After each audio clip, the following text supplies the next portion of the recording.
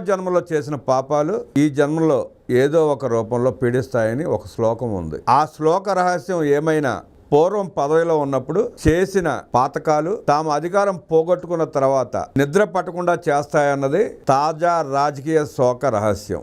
నిజం నిలకడ మీద బయటపడుతుంది అంటారు. యావత్ దేశం బిత్తరపోయేలా జగన్ రెడ్డి హయాంలో జరిగిన మద్యం కుంభకోణం పీక లోతులోకి వెళుతుంటే విచారణ అధికారులకే కళ్ళు బయర్లు కమ్ముతున్నాయి. 2019లో మద్య నిషేధం అంటూ రాష్ట్ర ప్రజల కళ్లకు గంతలు కట్టి దోపిడీకి మద్యాన్ని మార్గంగా ఎన్నుకొని చేసిన దోపిడీ వాస్తవ నగ్న స్వరూపం యావత్ జాతి ముందు కథలుగా ఆవిష్కృతం అవుతోంది. జగన్ రెడ్డి ప్రభుత్వ హయాంలో జరిగిన మద్యం విక్రయాల్లో మాయమైన మొత్తంపై ఆసక్తికరమైన చర్చ జరుగుతోంది. ఈ వ్యవహారంపై ఇప్పటికే సిఐడి విచారణకు కూటమి ప్రభుత్వం ఆదేశించింది. కూటమి నేతలు చెబుతున్న లెక్కల ప్రకారం రాష్ట్రంలో 50,000 కోట్ల రూపాయల నిధులు దారి మళ్లినట్లు సమాచారం. ప్రజలకు మాత్రం 150,000 కోట్ల పైనే అన్న నానుడు ఉంది. దీనికి సంబంధించి తమ వద్ద ఆధారాలు కూడా ఉన్నట్లు చెబుతున్నారు. మరోవైపు అధికారులు ఇచ్చిన నివేదికలోనూ భారీ కుంభకోణం జరిగినట్లు చెబుతున్నారు. దశల వారీగా మద్య నిషేధం అంటూ ఇచ్చిన హామీని జగన్ రెడ్డి ప్రభుత్వం ఏ దశలోనూ అమలు చేయలేదు. అధికారుల నివేదిక ప్రకారం 2019-2024 మధ్య రాష్ట్రంలో మద్యం విక్రయాలు భారీగా పెరిగాయి. కానీ ఆ స్థాయిలో నిధులు రాష్ట్ర ఖజానాకు చేరలేదు. రాష్ట్రంలో గత 5 ఏళ్లలో 99,100 కోట్ల మద్యం తయారీ అమ్మకాలు జరగ్గా కేవలం 18,860 కోట్ల ఆదాయం మాత్రమే చూపారని శాసనసభలో ముఖ్యమంత్రి చంద్రబాబు చెప్పారు. అంతకన్నా ఎక్కువే ఉంటుందని, దాదాపు 30,000 కోట్ల రూపాయలు అక్రమాలు జరిగాయని చంద్రబాబు దృష్టికి తీసుకువెళ్లారు టీడీపీ సభ్యులు. ఈ మొత్తం దోపిడీ పూర్వాపరాలను నిగ్గు తేల్చడానికి సిట్తో దర్యాప్తు చేస్తోంది కూటమి ప్రభుత్వం.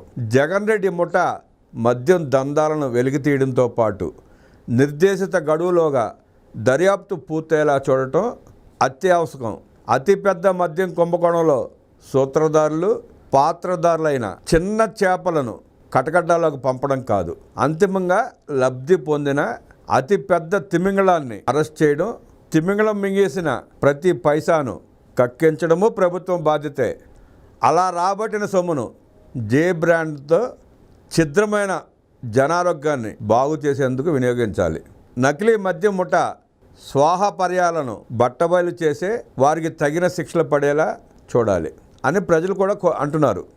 అధికారాన్ని అవినీతి గని మార్చి నకిలీ మద్యం ద్వారా అక్రమ మార్గంలో జగన్ రెడ్డి ముఠా దురాశకు, అవినీతికి యావత్ ఆంధ్రప్రదేశ్ బలైంది. నకిలీ మద్యం మహమ్మారిని రాష్ట్రం మీదకు వదిలి ప్రజల సొమ్మును, ఆయురారోగ్యాలను గుల్ల చేశారు. జగన్ రెడ్డి ఏలుబడిలో ఎగబాకిన నకిలీ మద్యం అమ్మకాలు మూలంగా చుట్టుముట్టిన నానా రోగాలు, పడిపోయిన కుటుంబ ఆదాయాలు, గడిచిన 5 ఏళ్లలో 3,50,000 కోట్ల వరకు ప్రజానికి నష్టం వాటిల్లినట్లు, విషతుల్యం మద్యం కారణంగా ఎన్నో తాళిబొట్లు తెగిపోయినట్లు, మద్యం సరఫరా సంస్థల నుంచి 3,200 కోట్ల వరకు కమిషన్ దండుకున్నట్టు సమాచారం. ప్రాథమిక సమాచారమే 3,200 కోట్లు.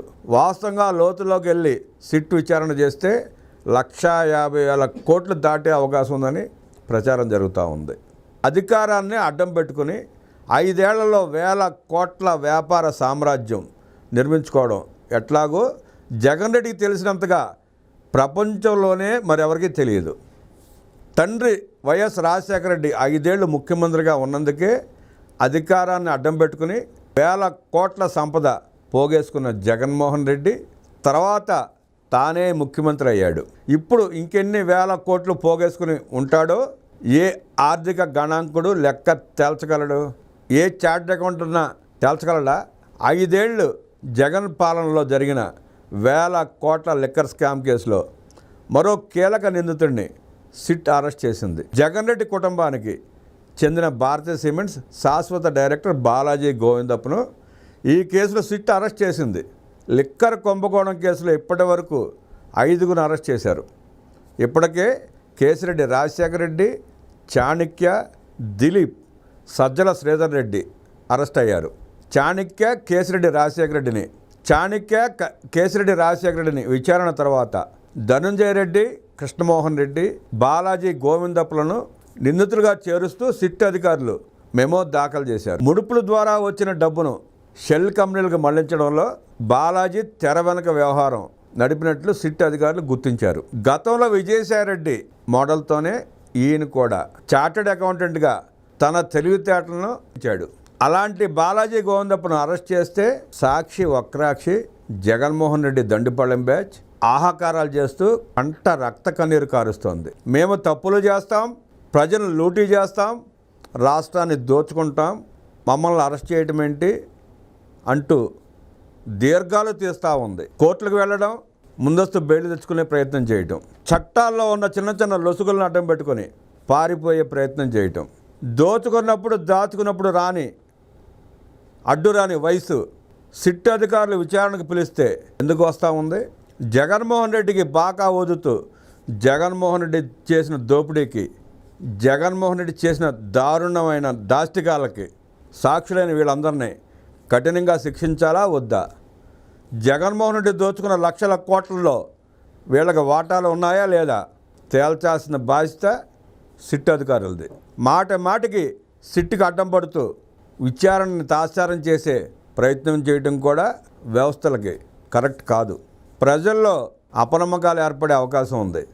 విచారణకు అడ్డు తగలకుండా వేగవంతమయ్యేలా చర్యలు చేపడితే ప్రపంచం నివరిపోయిన ఈ లిక్కర్ స్కామ్ కేసు త్వరలోనే పరిష్కార మార్గంగా వెళ్ళే అవకాశం ఉంది. లక్షల కోట్ల రూపాయలు దోచుకొని 30,000 మంది పైచలకు ప్రాణాలు తీసి పొట్టన పెట్టుకుని 1,00,000 కుటుంబాల జీవితాలను రోడ్డు పాలు చేసిన నరరూప రాక్షసుడు జగన్మోహన్ రెడ్డి. అలాంటి జగన్మోహన్ రెడ్డిని అరెస్ట్ చేసి కఠినంగా శిక్షించి దోచుకున్న ప్రతి పైసా ప్రభుత్వ ఖజానాకు జమ అయ్యాలని చెప్పి ప్రజలు కోరుకుంటున్నారు. గతంలో విజయసాయిరెడ్డి మోడల్లోనే ఈయన కూడా చార్టెడ్ అకౌంటెంట్గా తన తెలివితేటలను ప్రయోగించి తాడేపల్లి ప్యాలెస్కు బాలాజీ గోవిందప్ప డబ్బు మూటలు తరలించినట్లు ఆధారాలు గుర్తించి సిట్ ఈ నెల 11న విచారణకు రావాల్సిందిగా తేదీనిచ్చిన నోటీసును తిరస్కరించి గోవిందప్ప అజ్ఞాతంలోకి వెళ్ళాడు. ఆయన ఆచూకీని కర్ణాటకలో గుర్తించిన సిట్ బృందం గోవిందప్పను అదుపులోకి తీసుకుంది. జగన్ రెడ్డి ప్రభుత్వంలో తాడేపల్లి ప్యాలెస్కు 3,200 కోట్ల మద్యం ముడుపులు చేరినట్టు పెద్ద ఎత్తున ఆరోపణలు ఉన్నాయి. తాడేపల్లి ప్యాలెస్కు మద్యం డబ్బులు చేర్చడంలో రిటైర్డ్ ఐఏఎస్ అధికారి ధనుంజయ రెడ్డి, మాజీ ఎంఓ ఓఎస్డి కృష్ణమోహన్ రెడ్డి, భారతీయ సిమెంట్స్ శాశ్వత డైరెక్టర్ గోవిందప్ప బాలాజీల పాత్రను సిట్ అధికారులు గుర్తించారు. వీరిలో బాలాజీ వృత్తిరీత్యా చార్ట్ అకౌంటెంట్. ఈయన 2009లో అప్పటి ప్రముఖ చార్ట్ అకౌంటెంట్ విజయసాయిరెడ్డి వద్ద పనిచేశారు. ఆయన ద్వారానే జగన్ రెడ్డి కుటుంబానికి దగ్గరయ్యి విజయసాయిరెడ్డి ప్రత్యక్ష రాజకీయాల్లోకి రావడంతో బాలాజీ పూర్తి స్థాయిలో భారతీయ సిమెంట్స్తో పాటు జగన్ రెడ్డి, భారతిరెడ్డి ఆర్థిక లావాదేవీలను దగ్గరుండి చక్కబెడుతూ వారికి అత్యంత సన్నిహితునిగా మారాడు. ఆనతి కాలంలోనే భారతీయ సిమెంట్స్ డైరెక్టర్గా ఎదిగాడు.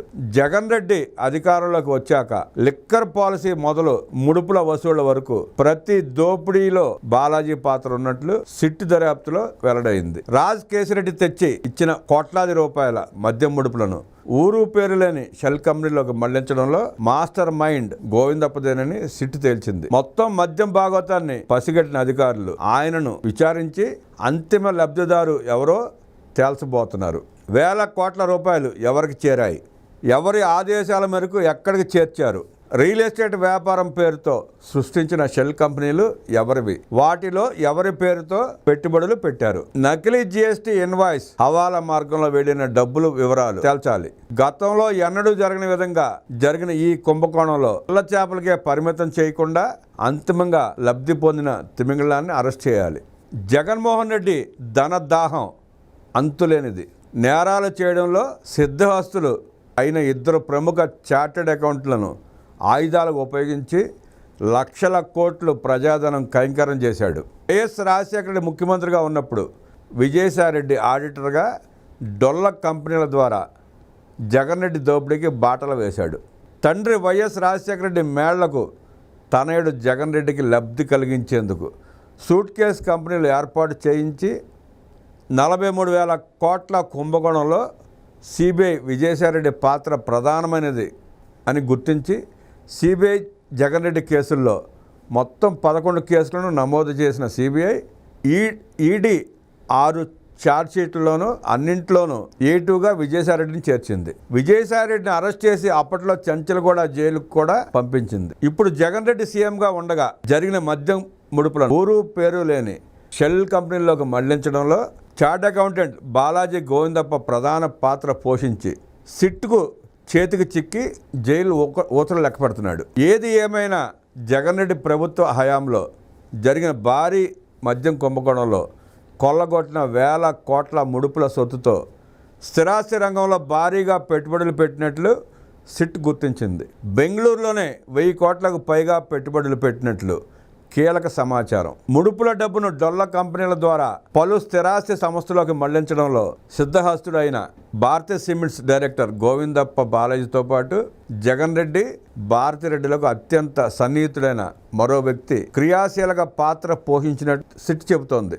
ఎక్కడెక్కడి నుంచో ఎంతెంత ముడుపులు వచ్చాయి, వాటిని ఏ మార్గాల ద్వారా మళ్లించి స్థిరాస్తి సంస్థల ఖాతాలకు మళ్లించాలనే దానిపై బెంగళూరు ప్యాలెస్లోనే వారానికి ఒకసారి నిర్వహించే సమావేశంలో వీరిద్దరూ పాల్గొనేవారని కూడా సమాచారం సిట్ సేకరించింది. గోవిందప్ప అరెస్ట్ కావడంతో అతనితో పాటు ఆ రెండో వ్యక్తిని అదుపులోకి తీసుకుని విచారిస్తే మద్యం కుంభకోణం అసలు భాగోతం అంతిమ లబ్ధిదారుడు ఎవరు అనే గుట్టు వీడనుంది. ప్రస్తుతం సిట్ అధికారులు ముడుపులు అందుకున్న అసలు తిమింగళం ఎవరో నిగ్గు తేల్చాలి. అంతేకాదు మద్యం కుంభకోణంలో పిల్ల చేపలను అరెస్ట్ చేయడం కాదు, అంతిమంగా భారీగా లబ్ధి పొందిన తిమింగళాన్ని అరెస్ట్ చేయడం, మేసిన ప్రతి పైసాను కక్కించడము ప్రభుత్వం బాధ్యతే. అవినీతికి పాల్పడటమే కాదు, నాణ్యత లేని మద్యం వల్ల బలి అయిన బడుగు బలహీన వర్గాలే, నిరుపేదలే, వేల మంది పేదల ప్రాణాలు గాలిలో కలిసిపోయాయి. ఇంతటి హేయమైన కుంభకోణం దేశంలో కాదు, ప్రపంచంలోనే ఎక్కడా జరగలేదు. ప్రపంచం విస్తుపోయే ఇంతటి భారీ కుంభకోణం చేసిన జగన్మోహన్ రెడ్డిని వదిలిపెట్టకుండా త్వరితగతిన సిట్ విచారణ పూర్తి చేసి జగన్మోహన్ రెడ్డిని అరెస్ట్ చేసి జగన్మోహన్ రెడ్డి జంట దోచిన ప్రతి పైసా రికవరీ చేసి పేద ప్రజల ఆరోగ్యాన్ని కాపాడాల్సిన బాధ్యత కూడా కూటమి ప్రభుత్వం పైనే ఉంది అని ప్రజలు కోరుకుంటున్నారు. నమస్కారం.